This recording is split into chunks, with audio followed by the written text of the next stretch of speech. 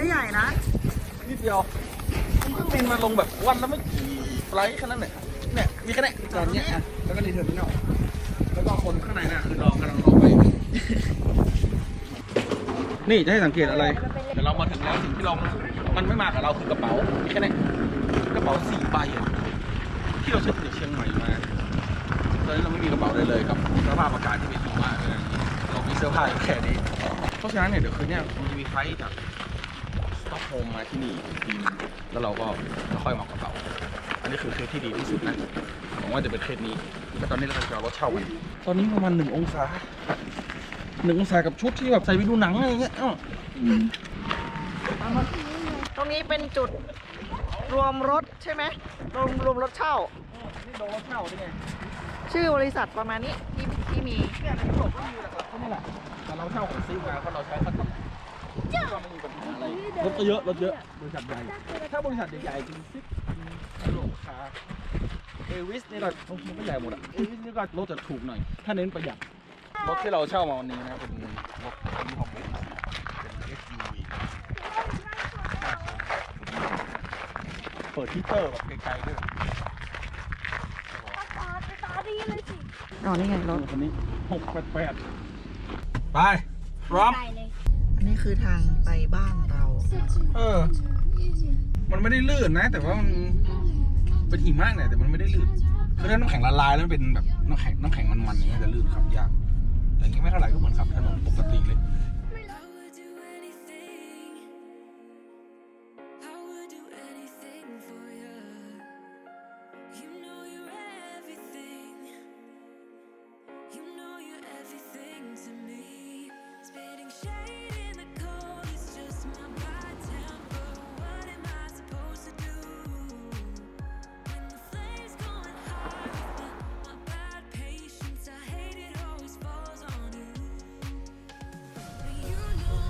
บ้านเราหลังสี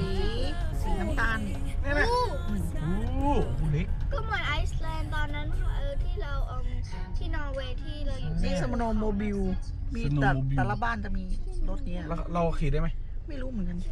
นี่เล็กเนี่ยเขาถึงได้บอกว่ามันเป็นออโรราแคมป์เพราะว่าเราเดินลงไปแล้วเราก็จะดูออโรราหลังบ้านเลยนี่บ้านเราหลังนี้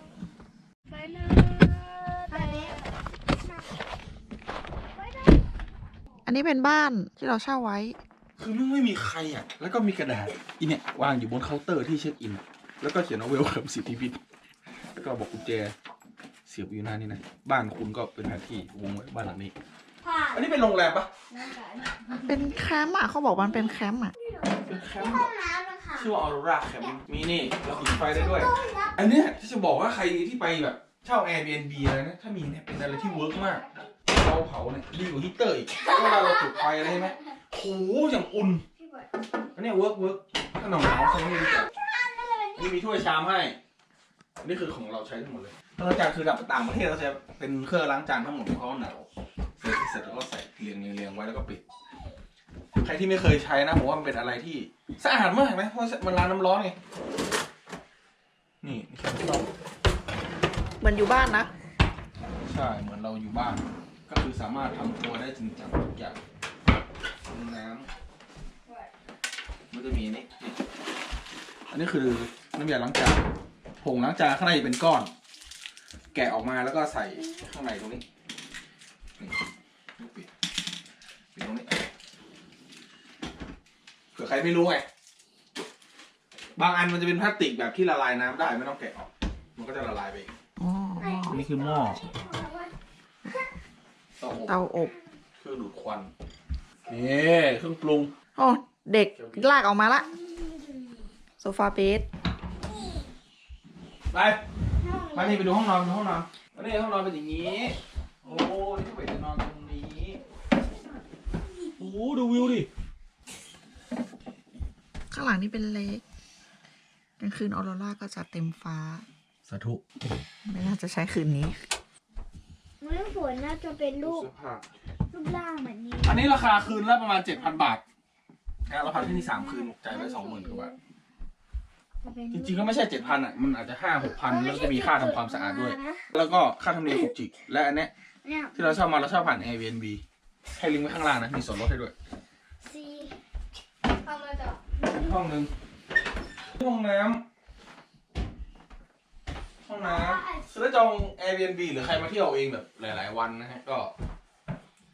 ก็ลองดูที่เขามีเครื่องซักผ้าเครื่องอะไรให้เราจัดการบอกได้เพราะเราจะขนเสื้อผ้ามาที20 วันก็คงไม่ไหวถูกไหมมันก็กระเป๋ามันก็เยอะเพราะฉะนั้นต้องมีการหมุนเปลี่ยนเวียนถ่ายกันบ้าง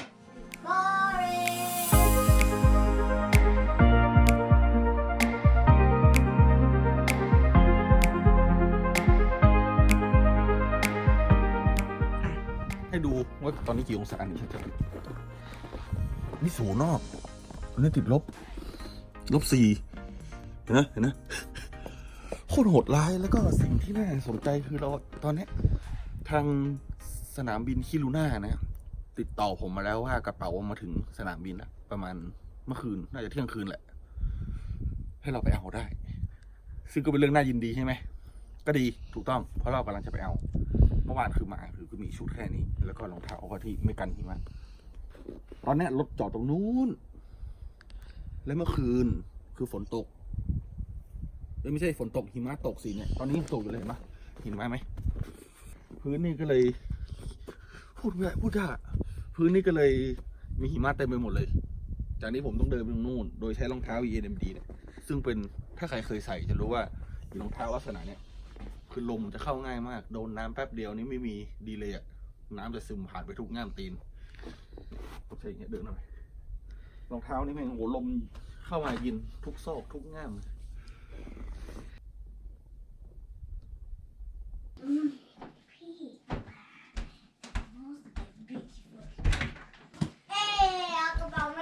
เฮ้ยยูเล่นหิมะได้แล้วจูให้ออกนะโอ้เหมือนเลี้ยงหมาเลยโอ้โห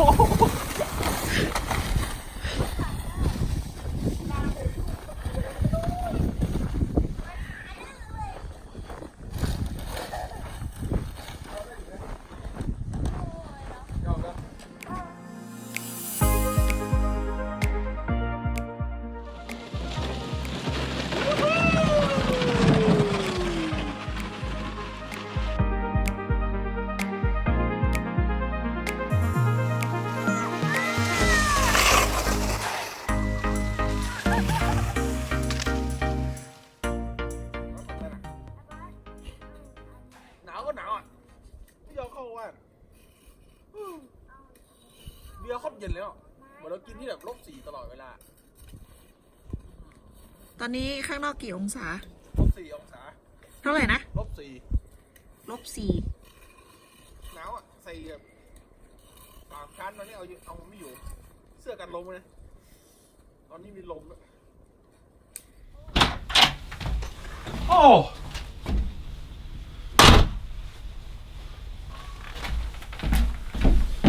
หนาวมากอะตอนนี้ผมอยู่ที่เมืองคิรูน่านะครับทางตอนเหนือของประเทศสวีเดนซึ่งณตอนนี้อุณหภูมิอยู่ที่ประมาณ-13 องศาหนาวอะหนาวมากอะคือถ้าสมมุติว่าเราเตรียมพร้อมเรื่องเด็กเสื้อผ้าอะไรเรียบร้อยนะการเล่นหิมะเนี่ยจะเป็นเรื่องสนุกของเขามากแต่ถ้าเสื้อผ้าเราไม่พร้อมเนี่ยหรือมีส่วนไหนที่หิมะเข้าได้หรือมันหนาวเนี่ยมันจะเล่นได้แป๊บเดียวแล้วเขาจะไม่สนุกไปเลยหลักฐานว่าหนาวไม่หนาวรู้เมื่อคืนผมทิ้งเบียร์ไว้ข้างนอกเพื่อจะได้กินเย็นๆนี่แล้วดูตอนนี้แข็งหมดแล้วดูดิโอเคเดี๋ยวตามไปเลยทั้ง3 คนอยู่ด้านนู้นแล้วอันนี้คืออุณหภูมิหน้าบ้านเห็นไหมตอนนี้อันนี้0ไงอันนี้-0กว่า-10กว่าบ้านพักเราอยู่นู่นนะครับนู่นตรงนู้นแล้วผมเดินมาทางนี้ไงลงมาตรงนี้เป็นเลคตรงนี้คือทะเลสาบทั้งหมดเลยอุ่นไหมในนั้นอุ้ยโอ้ข้างในมันน้ำแข็งเอาไว้นอนอ่ะเนี่ยข้างในไม่หนาวอ่ะจริงเหรอนี่ข้างในเป็นอย่างนี้โอ้นี่ผมอยู่ในอิกโลนะครับที่เขาทำกันเองอ่ะตรงนี้เป็นน้ำแข็งนะจะแข็งๆหน่อยพื้นก็เป็นน้ำแข็งนะนี่ดูดิคือพื้นตรงนี้มันคือทะเลสาบไงซึ่งมันแข็งไปแล้วข้างในก็จะเป็นลักษณะนี้มันจะนั่งเฉยๆไม่ได้อะมันต้องก้มหัวนิดนึงแต่ข้างในนี่อุ่นมากอะไม่ใช่อุ่นมากหรอกก็คือไม่หนาวมันกันลมออกไปละโอ้ยออกยากมาก โอ้ my god โอ้เด็กชอบแน่นอนเดี๋ยวพาเด็กมาเนี่ยใช่หมดเลยเนี่ยอีกดูเนี่ยโน่นเลยเต็มเลยอ้อ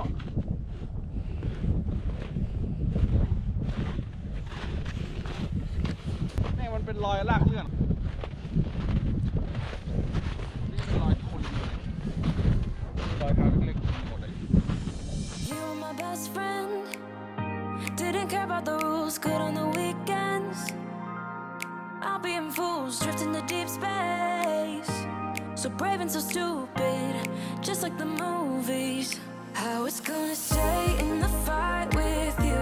just thinking we would do this until we couldn't do it. Each and every high, every night with you. You and me so clueless. We were just broken, shattered, singing along to nothing matters.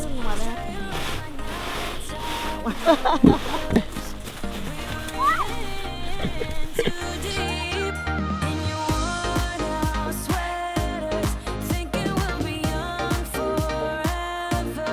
Driving in your mom's old hatchback, and we were in too deep.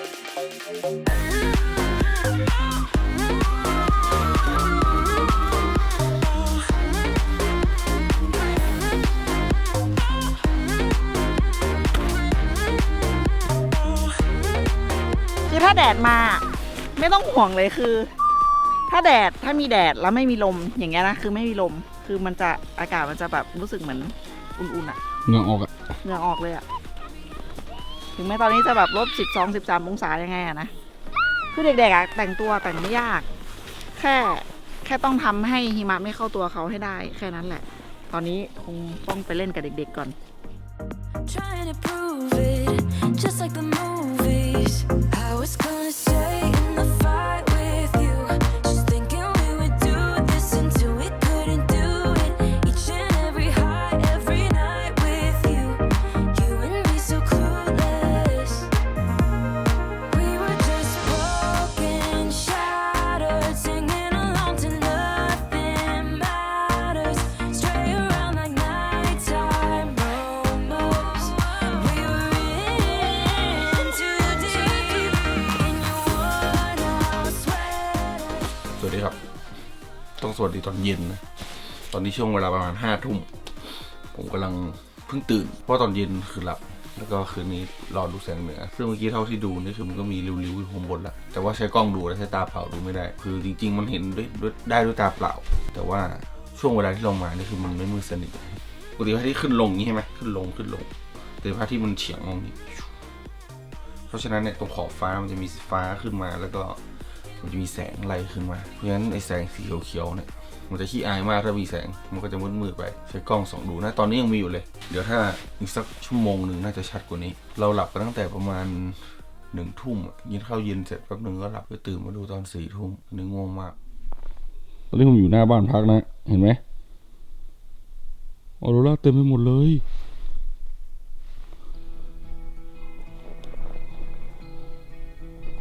โอ้โหสวยงามมากเดี๋ยวเราวิ่งลงไปที่เลคกันเดี๋ยว You're a lonely sailor, and your soul is made of wind and rain, doubts and blame. I'm a weary pirate, and my heart is made of dust and grain and spoiled champagne. I've got troubles, I've got sins, I'm my worst enemy. But I've still got a lot to give. So I said, hey, don't you wanna come and run away with me? Hey, won't you come and say by chance, don't you wanna make a man who fully understands a sailor's heart, a sailor's heart.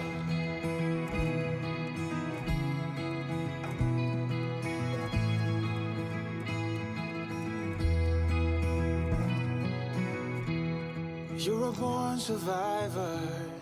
and you'll never find yourself in love. you're wise enough.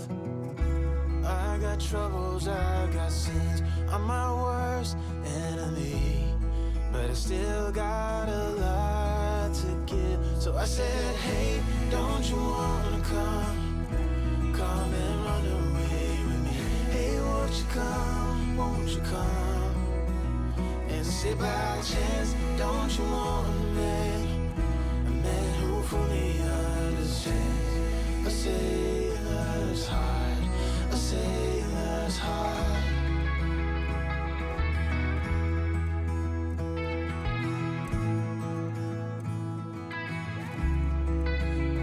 So I said, hey, don't you wanna come